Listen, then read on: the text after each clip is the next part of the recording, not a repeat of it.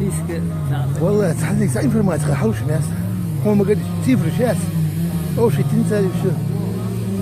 أو شيء فاميلي ده مو سين هون يقيش متى شيل دقلو شنو أفضل تعيشوا في ناس صراحة والله صراحة روحوا